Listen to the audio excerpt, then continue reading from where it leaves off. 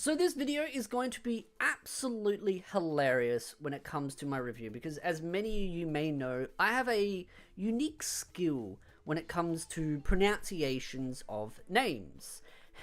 And I've had many comments tell me that they love watching my content because they love hearing me butcher names. Yes, I have partial dyslexia. I am atrociously bad at saying names. If you don't like that, you're in for a rough ride when it comes to my content, and particularly this video, because there are a bunch of girls. Now, I'm probably going to give them all nicknames. Bluey, purple, not purple, sorry, Bluey, Pinky, Greeny, Brownie, Blondie. Because they're all got different hair colors, so thank you, author, for making this easier for me. But I'll try and butcher the names just because I love triggering some of you out there. But I will say, this is one of those animes that, here's the thing, you have to talk about the elephant in the room. And I know there are going to be many content creators that will probably use the series for titles, but they will barely bring it up other than noting that, yes, this particular series is done by the same author as Rent a Girlfriend. But I also want to talk about Rent a Girlfriend a little bit in this, because I think there's some interesting things to kind of note on this.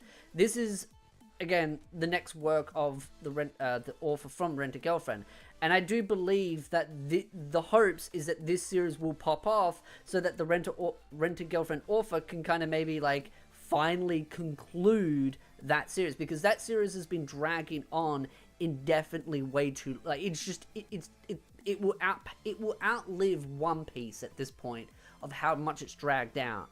Because the fact is the author's trying to milk that cash cow. And I feel like if this anime does well, it will boost the mangas enough that maybe the author might put more effort into this and maybe finally start to wrap up that story.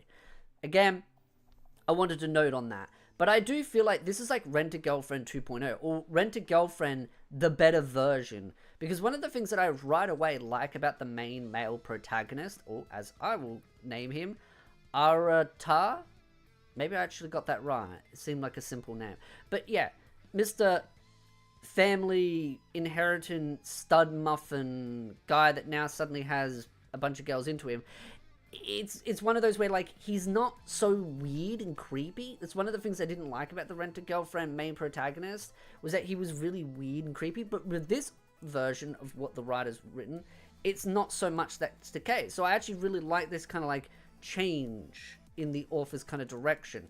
Again, it's worth noting because this is the same work from him. One thing I noticed about the girls, though, is they all are very distinct in their personality traits, and it does obviously show that the author is very much emphasizing on their character traits, like really exaggerate, like really throwing them in your face. Like, this one is very athletic and very boisterous and all that kind of stuff, and this one is also athletic but really popular and super, like, does swimming and running and athletics. Like, there's two athletic ones, but one's more tomboyish and one's more the pretty popular girl, and then you've got like the really quiet one, like really quiet, nerdy, yeah. And then you've got the science one, and then you've got the oldest one, which is the ones that they really want to emphasize, that her milker-lugs can bounce around, her jugger-lugs have its own gravitational pull. The ending of it was just basically, hey, look at this thing has its own gravitational pull as it's yanking the earth up and down because of how massive they are, and the fact that the jiggle physics is just defying all forms of common sense. But hey, I ain't complaining.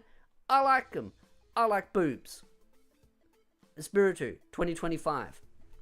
So I actually kind of liked her probably the most, actually, mainly because she was also the more mature one, and that's the thing, they kind of like really emphasize that she's the busty mature one. So each character is very distinct in their trait, and every single one of them has a different hair color, which makes it really easy if I want to be a lazy douchebag and just name them based on their hair colors. But I'm going to deliberately butcher their names because I like triggering people. I like the story itself. I like the concept of it. I like where it's trying to go. Again, this is not technically an incest story, even though certain accounts on X will tell you that apparently it is, even though it isn't, but it is.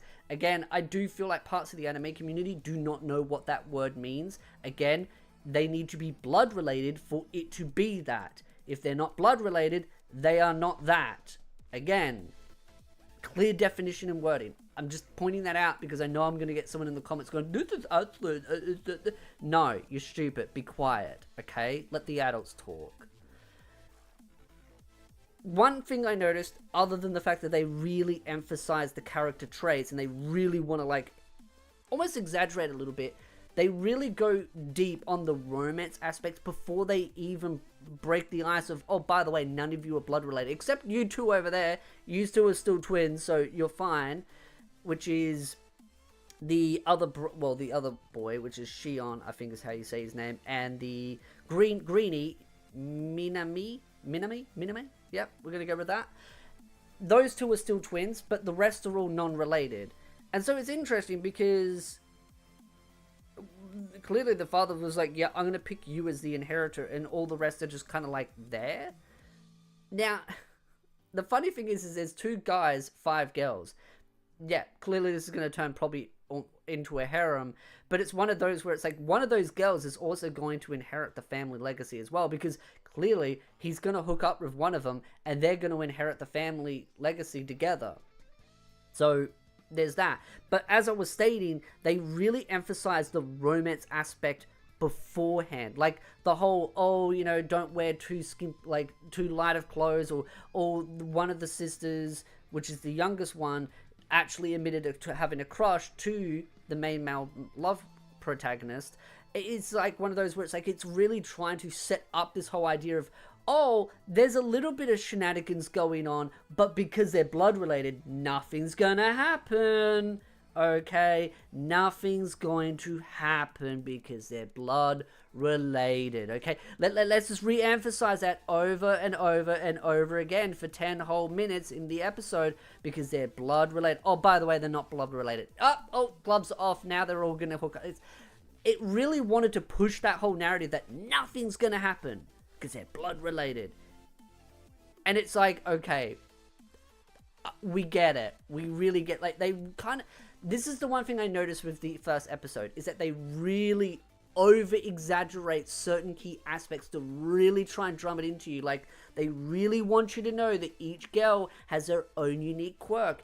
Each girl has their own thing going on, and oh, but they're blood related, so they can't be together, even though there's some weird shenanigans going on. And then it's like, psych, none of you blood related, now suddenly things get weird.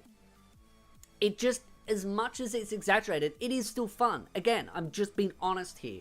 Yes, they're really emphasizing on those things, but it's still fun. The cliches, the character tropes, it's all there, but it's still fun.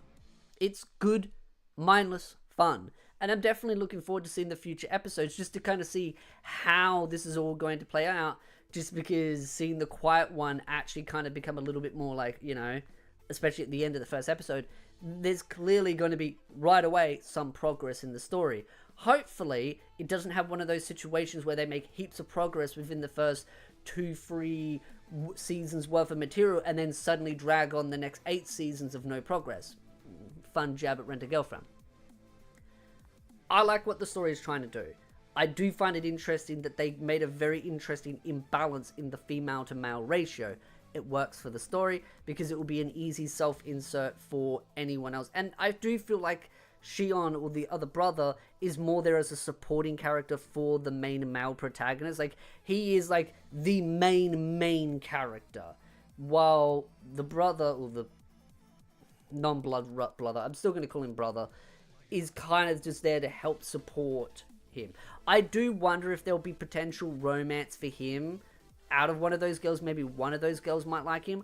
I doubt it. I have a sneaking suspicion all 5 of those girls are going to want to be with him, and that's kind of the whole premise of it, that they're all going to kind of like fight over him or kind of want his affection. And the brother there's just going to be kind of like the mediator and the watcher of it all and the kind of comic relief. At least there's one other male in there. I would have probably been way more like, I don't know, I probably would have been a little bit disappointed if it was just like 1 male, 5 females, this is the family. It'd be like, okay, this is just weird. Like, clearly Daddy Roo set this little boy up for a bit of a harem himself, but at least there's like 2 brothers. I'm surprised it didn't kind of go like 3-to-4 ratio, like 3 guys, 4 girls, or at least try and even it out to be like 3 or 3, and maybe slowly work it out that each of the girls kind of maybe pick one of the guys. Like, that could have been an interesting kind of twist, where some of them maybe date one of the others, but then end up breaking up and end up going out. That would have made a hell of a drama. But I do feel like the author wanted to go with the very simple 5 girls, 1 guy, 1 male support, boom, this is a harem kind of basic setup. Which, again, nothing wrong with that kind of concept. I'm just curious to see where this goes. And it does have the comedy sort of tags on this series. So, again, I'd love to know your thoughts in the comment section down below. Have you read the manga? What are your thoughts about the manga? I don't want spoilers, but I simply just want opinions on what you think of the story and if it's good or bad. And especially for those that have clearly probably, if you've read this, you've probably read Rent-a-Girlfriend. Because to me, I'm someone that has read Rent-a-Girlfriend. And I definitely have a lot of criticisms for that series. But already from this series, there's some interesting premises that the writer's trying to do. Even though, to be honest, I kind of liked Rent-a-Girlfriend at the start and it kind of fell apart. So maybe the writer will do another bait and switch here. But I also, and this may trigger people, I really like the fact that the main male protagonist in this story is not a self-insert for the writer. And I know that might trigger some people, but I'm just being honest. I do not like the fact that the main male protagonist in Rent-a-Girlfriend is a self-insert. I know I'm doing a lot of comparisons, but because of the author, there's some interesting kind of parallels when it comes to character tropes and character, like, especially the outfits. Like, if you can't notice that the author is really good at designing character outfits for characters, that is something that is in this, especially the oldest girl. You can clearly tell the author's, like, hand-picked her outfit. Like, oh, like, straight up, like, the little finer details of that more mature, seductive, attractive kind of look, while the others are more school, innocent kind of vibe going for them. And I mean, he is also in school, while she is going for her nursing and is a bit more older and is older and more mature. So I do kind of like the fact that there is a bit of a different age gap, not just all in the same age gap as well, because it kind of would have made it a little bit boring. Having an older female character really adds a bit more spice because she's more mature. She's got more of the assets there. So there could be some interesting, maybe like she might try and like use that to her advantage to be like, hey, I'm gonna win you over. Might I add though, there won't be any controversy over that, but I would just say if the roles were reversed where the guy was older and the chick was younger, and this kind of, well, to be honest, actually, being that the youngest girl, which is Kotono, yeah, I do feel like there might be some drama if there's a bit of a romance between them because she is the youngest. So again, there's a lot of interesting premises of where this story is going to go, and I'm actually kind of looking forward to it just because of the style. The fact that it's like, oh, they were, but they're not, and now there's a bit of a drama. Like, it's going to be a drama of, like, them admitting to their feelings. I'm just noting on the fact that clearly the author has gone down very specific designs of where the story wants to go, and just kind of looking at those parallels from other projects. It's just fun to kind of look at. So again, I know that might trigger people because some people will be like, oh, you should compare. But I just think it's kind of fun. That's all. So again, love to know your thoughts in the comment section down below. If you like this video, hit the like, subscribe, and I'll see you beautiful nerds in the next video.